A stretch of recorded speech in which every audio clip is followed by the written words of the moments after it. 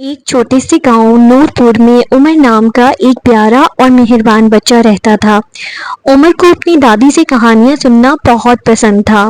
ایک شام جب عمر نے اپنا ہوم ورک ختم کر لیا تو وہ اپنی دادی کے پاس جا بیٹھا اور پوچھا کہ دادی، کیا واقعی اللہ سب کچھ دیکھ رہا ہوتا ہے جو ہم کرتے ہیں؟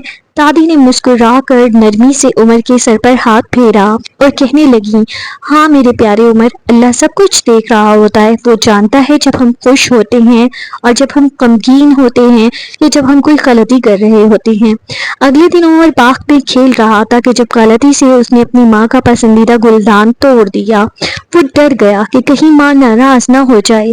اس نے گلدان کے ٹوٹے ہوئے ٹکڑوں کو چھپا دیا، لیکن اس رات عمر سو نہ سکا۔ وہ ٹوٹے ہوئے گلدان کے بارے میں ہی سوچتا رہا اور اسے چھپانے پر اسے افسوس ہو رہا تھا۔ اسے دادی کی بات یاد آئی کہ اللہ سب کچھ دیکھ رہا ہوتا ہے۔ اگلی صبح عمر نے اپنی ماں کے پاس کچن میں جا کر ٹوٹے ہوئے گلدان کے بارے میں سب کچھ بتا دیا اور ماں نے اسے گلے سے لگا لیا، جس پر عمر کو بہت حیرت ہوئی کیونکہ وہ یہ سوچ رہا تھا کہ ماں ناراض ہوگی۔ اس کی ماں نے کہا کہ عمر، میں تم پر فخر کرتی ہوں کہ تم نے سچ بولا۔ اللہ خوش ہوتا ہے جب ہم سچ بولتے ہیں، چاہے ہم غلطی ہی کیوں نہ کریں۔ عمر کو بڑی راحت محسوس ہوئی۔ اس نے اس سے یہ سبق سیکھا کہ اللہ ہمیشہ ہماری نگرانی کر رہا ہے، ہمیں سزا دینے کے لیے نہیں بلکہ ہماری رہنمائی کرنے اور ہمیں بہتر انسان بنانے کے لیے۔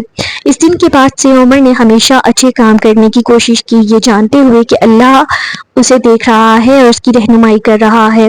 اس نے سمجھا کہ اگرچہ کوئی اور نہیں لیکن اللہ ہمارے ساتھ ضرور موجود ہوتا ہے۔